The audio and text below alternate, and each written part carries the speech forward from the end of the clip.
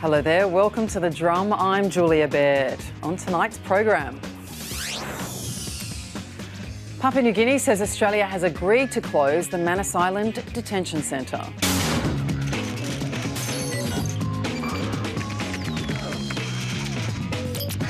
Malcolm Turnbull throws down the gauntlet, challenging Labor to support $6 billion in budget savings. And we hear a lot about the Olympic spirit, so what exactly does it look like?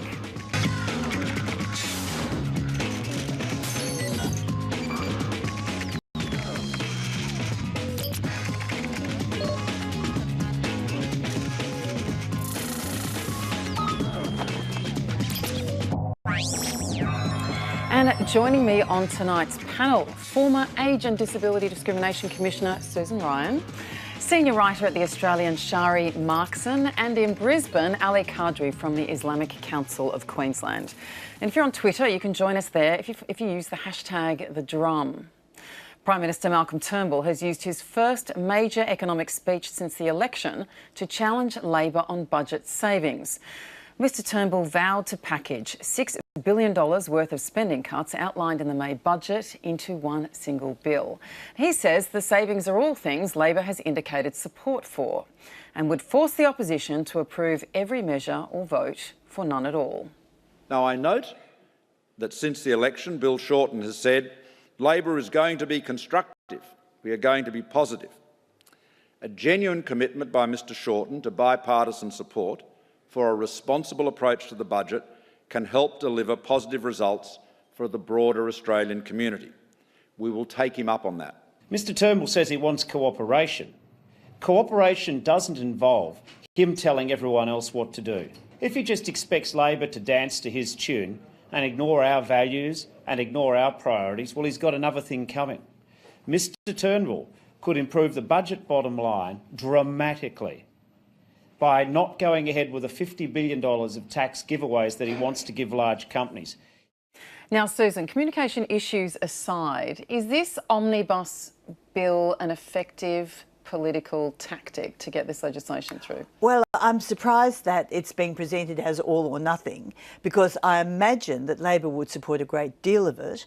First of all, they need also to get budget repair, and they need to support good policy that may be unpopular, and I think they're of a mind to do that. But all or nothing, I think that's a bit of a clumsy tactic, because I don't think Labor or anyone wants nothing, but maybe all is not going to happen. So see how that plays out. Do you think it'll work? I'm surprised to hear this. I can't recollect an all or nothing approach being taken to budget measures in the past. So, look, I think it won't. I think there'll have to be some negotiation around some areas where there could be a little bit of a change. By and large, if it's in Labor's interest and in the nation's interest for them to support good policy, but they may not see every bit of the omnibus bill as good policy. So perhaps a little bit more of the negotiation, constructive discussion we've been promised lately. A little bit of nuance. Ali, how do you view it? And do you think that this is, Bill Shorten's had a few complaints today, but do you think that this is actually an effective way to parcel a whole bunch of cuts that have been in part been agreed to and get them out of the way? No, I agree that it can't be an all or nothing approach. It has to be negotiated, especially in a situation where there's an hung parliament. But if I may, I mean, if both parties at this point in time can't find a way to work together, then A, we will not get out of the budget deficit we are in, and B, we will see the rise of the demagoguery we've seen with some extreme voices joining Parliament. And I don't think they add value to this debate. They actually are a destructive force. So all or nothing approach will not work. I think we need to see some real leadership, not just from one side, but both sides of the major parties. And I think constructive negotiations should happen.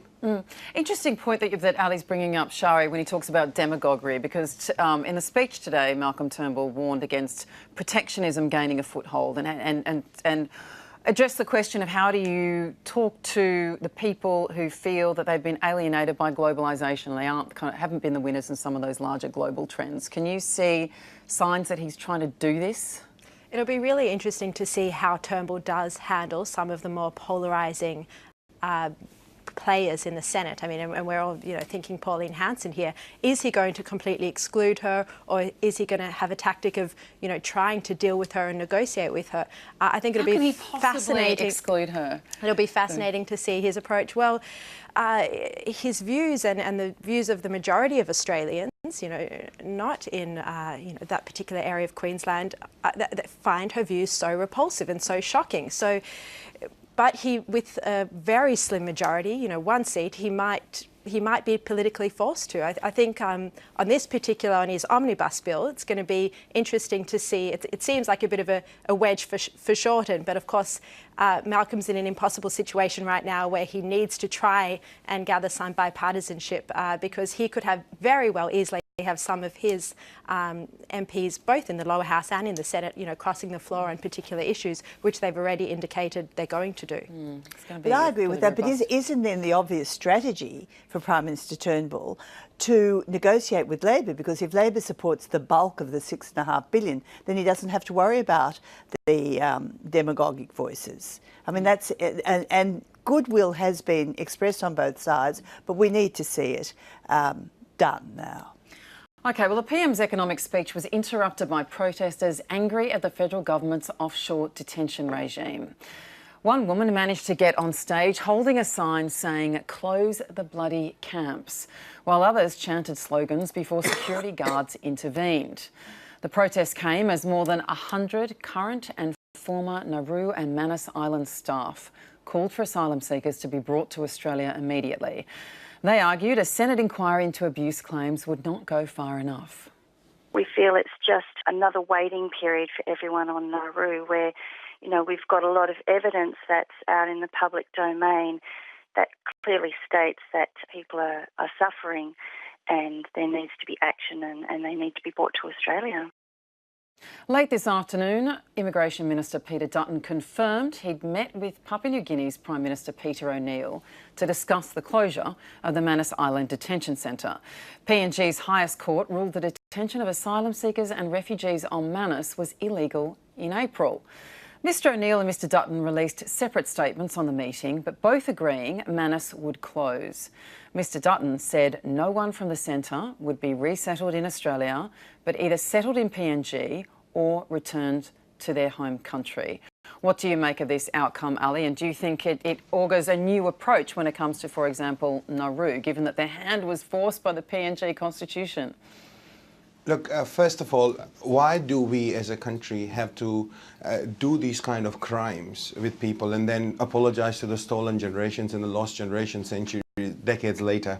I believe the policy we have of offshore detention, in next 4 or 5 decades, a Prime Minister will have to stand up and apologize to these people who are running away from one of the worst humanitarian crises humanity has seen since the Second World War.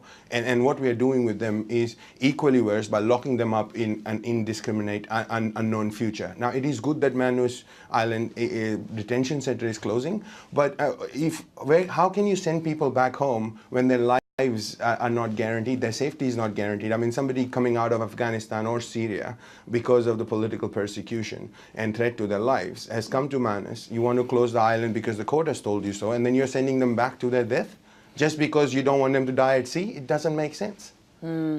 What do you think should happen? You think those men should all be resettled here?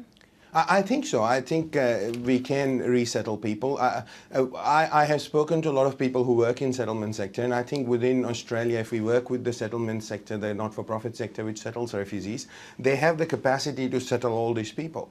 Majority of the people, yes, we have to assess them to make sure that we do settle people who are in need the most, and I think majority of those people are in need the most because they've taken drastic measures to sort of come to Australia and spend such a long period of time in detention for a better future, for a safe future. So I think we can settle them in Australia, and we need to look into settling them in Australia. I think there is a public will. Majority of Australians want to see this settlement done. They don't like this detention, but I don't think there is a political will to do so at this point in time, and I think it's sad state of affairs. What's your view of that, Shari? And given that there's some confusion in the public will. People seem to be split on vote turn back when you look at the polling, but very uncomfortable with some of the conditions inside these detention centres. First of all, I object to Ali's comparison to World War II, but rather than go into that, I just wanted to acknowledge that and move on. You know, the mistreatment is very different. But of course, there has been evidence, including the Guardian's 2,100 incident reports, that there is mistreatment going on in Nauru and probably in Manus as well. You know, another key problem, of course, is the indefinite the indefinite detention that causes such problems. The government's made it very clear. Peter Dutton, in his statement this afternoon, just half an hour ago, has made it very clear that he's not going to take the 900 asylum seekers who are currently in Manus into Australia, that they can either stay in PNG or return to their home country. So they're taking a very hard line on it. In regards to the public, I think you're right. You know, the public really liked Tony Abbott's tough on boats policy, but people are also horrified by the mistreatment of children. So, you know, that's the line, and that's what the government has to get right. And the Royal Commission into Child Sex Abuse at the moment has indicated that they might be extending their inquiry into offshore detention centres, which is the right thing to do. If I may say something here. Sure. Look, Sherry, first of all, the idea of locking people up without them committing any crime is horrific. So there's no way, whether you draw comparison to Second World War or not, it's a wrong thing to do. And I think we are doing a wrong thing by locking people up. Second of all, I think Tony Abbott sold this idea of stopping the boats with an excuse that by stopping the boats, I'm saving people's life who are crossing the dangerous seas. Now, we don't have a proper settlement. I don't think we have still taken 12,000 refugees we promised a year and a half ago. So we are not providing them an alternative. We are not allowing them to come through the boats. And those who have made across the seas to come to our shores, we are locking them up in a detention center with an unknown future. So tell me, how has that policy worked? How has it saved or made the lives of people better who are running away from persecution and prosecution? Well, the 12,000 Syrian refugees that the government promised to take in a year ago, very few have arrived. I mean, I think there were figures on the weekend, only a couple of thousand, I think it was. Yes.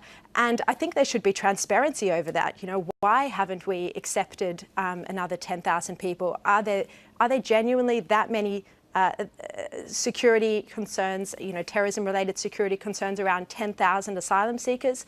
There's also no information about whether the government is taking in refugees who are of only a Christian background, as was discussed, or Muslim background as well. I think there should be more transparency about that.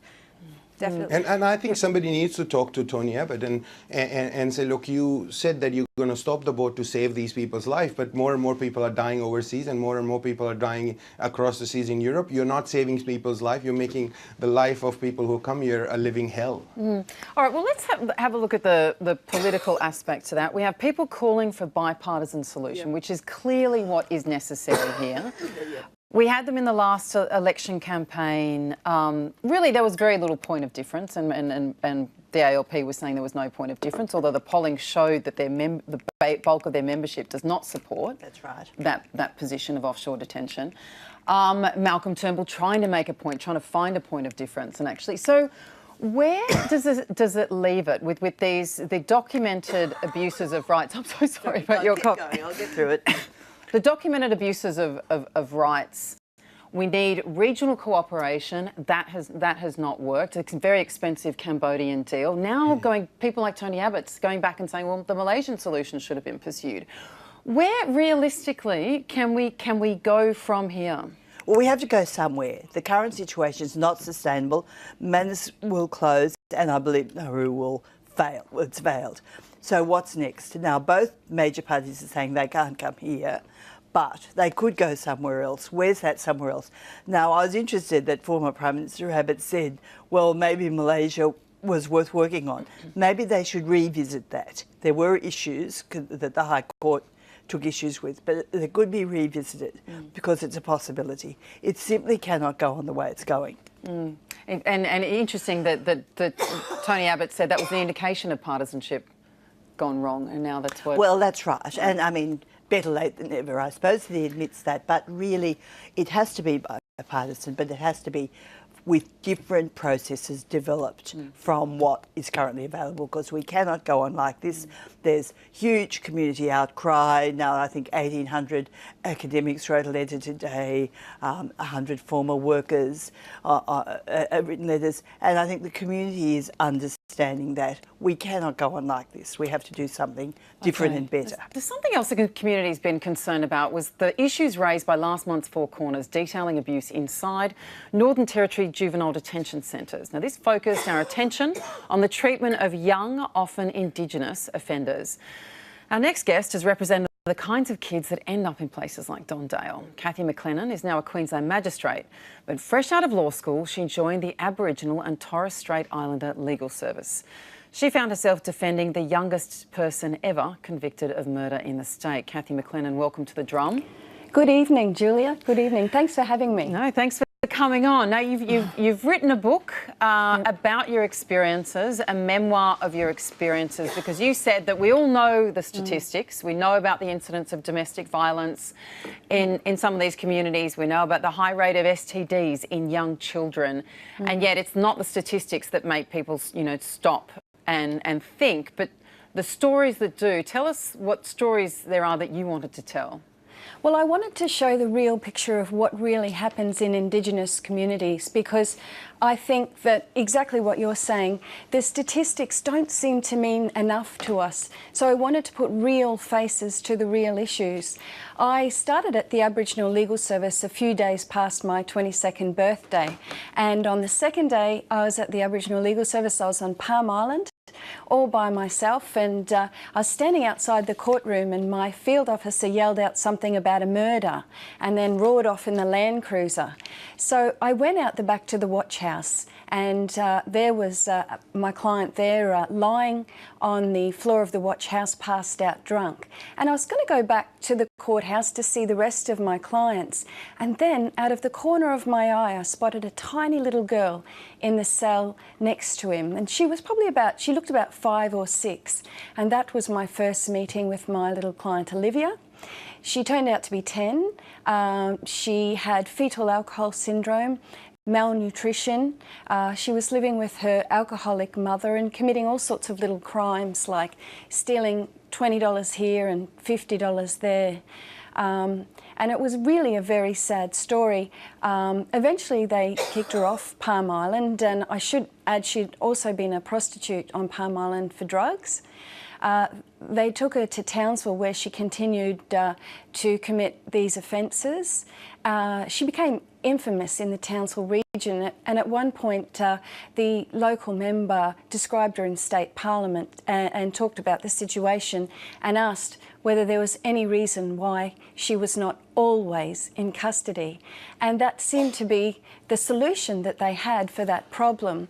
And I really wanted to show the real faces behind the statistics of the number of children that are in detention, because my experience as a barrister is that the children in detention have been abused sexually or physically or severely neglected, and that's how they end up in detention. And I'm talking about recidivist offenders. I'm not talking about the child that goes to the shop and steals a chocolate bar. I'm talking about the recidivist offenders who continually offend and end up in detention, because from what I could see as a barrister, there just didn't seem to be any solutions to the problems. And I feel that there's a lot of public misconceptions as to the kids in detention, because every time I'd come back to Townsville, there'd be stories in the paper. For example, there was a story in the Townsville Bulletin on Christmas Eve where they said how great it was going to be. There was going to be no Christmas for the children in detention. Cathy, I'm so sorry to interrupt. We're about to lose our connection with you shortly. I just want you to give you the time to tell us, what do you think the solutions are? How do we need to change our thinking, and what do we need to do? Well, that's why I've written the book Saltwater, because if I had the solutions, I would have written a legal paper with the solutions. I wanted to show people what the real problems are, because I feel as though there's a lot of miscommunication in terms of the real problems. And if people understood the problems, then they would be able to find some solutions and make informed decisions as to what should happen in these cases. All right, Cathy McLennan. Well, in Saltwater, you raised many questions in this memoir, and we will all pursue it with interest. Thank you so much for joining us tonight on The Drum. Thank you. Now, she does raise a lot of questions here, Shari. Do you think that these cases lately have exposed our own... Is it an apathy or an ignorance or just a lack of understanding about some of the entrenched structural problems within the justice system when it comes to young people? I would love to know what happened to Olivia and how she turned out. I mean, if she was described by a Member of Parliament as a one-child crime spree, which she was, and there'd been over 100 offences, I would love to know where she is now and whether, she was able to break that pattern or not. It's a very difficult problem. I mean, Catherine's written an entire book on it and doesn't have a solution at all. But the Four Corners program was amazing, and it's definitely brought the issue to the front of everyone's mind, whereas there'd been so many inquiries and reports into this problem, and nothing was being done about it. Ali, do you think we need to change our thinking when it comes to questions like this? Yeah, indeed. Look, there was an experiment done by Stanford University. I think there's a movie coming out about it, about detention in general, where people who, they had some university students who acted as prisoners and others who acted as prison guards. And in a very short period of time, even in a mock experiment, they found that in 6 days, the prison guards, the students who were acting as prison guards, lost all the apathy for empathy for the people who are prisoners. And even the professors sort of started to enjoy the abuses which were going on. So there is something there, and I think we need to do more research on what that environment does, not just on the young prisoners, but also on the prison guards. And from that, I think there could be more training, there could be better working hours, I don't know, but we have to find a solution, because, to be honest, correction services and youth justice is not really providing any correction or services or justice to these young people. If anything, a lot of times when I talk to young people in my community, they feel like that going into the jail and coming out has made them worse than they were before they went in. Which is actually a common account. Susan, do you think that we are mature enough to be able to have a discussion about how race and racism might play into some of these greater problems? Well, look, I think we need to have it, and I'm optimistic that the Northern Territory Royal Commission that's just been set up now might show us the way how to do that. I'm very confident that my former colleague Mick Gooder has joined the judge to conduct the inquiry, and he is a man of great insight, great empathy, knows all of the problems that we were hearing about.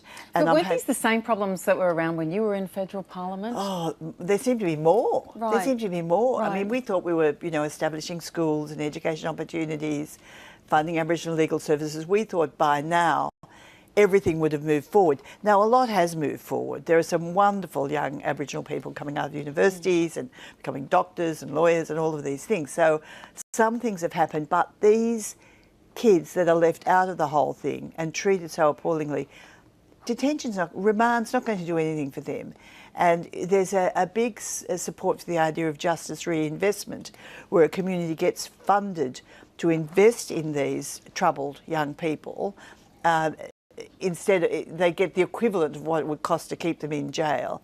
And that has been trialled in various parts around Australia. And I think you have to keep the kids out, because they're only going to get worse, as Ali said. And although there's no simple solution, I think a lot of things could happen. And I'm just hoping that the Northern Territory Commission will be a bit of an impetus for us to look at practical solutions. Look, finally tonight, something we've all been talking about is what's been happening in the Olympic Games, and more specifically, what is and what isn't in the Olympic spirit. Now, here's New Zealand's Nikki Hamblin. She's helping American runner Abby D'Agostino to her feet after the pair got tangled up during their 5,000 metres heat overnight. Now, this is a pretty clear-cut case of good sportsmanship there, but what do we make of this?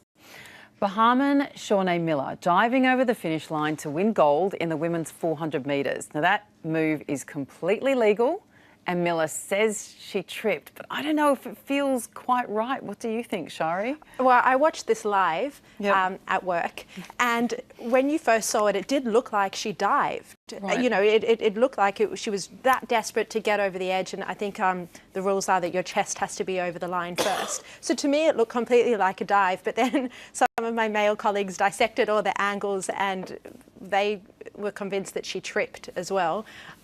I don't know. What do you think? Well, I was exactly the same as you. My reaction was it's not really quite right, Sue. But don't we love the examples when suddenly someone's lifting the other Wonderful. up? I thought that was fantastic. And I thought that's the Olympic spirit we're after. And also, if I can say, I think our commentators need to get off the backs of our wonderful young champions because they don't get gold. Right. I mean, they're amongst the best in the world. They've got there. We're proud of them.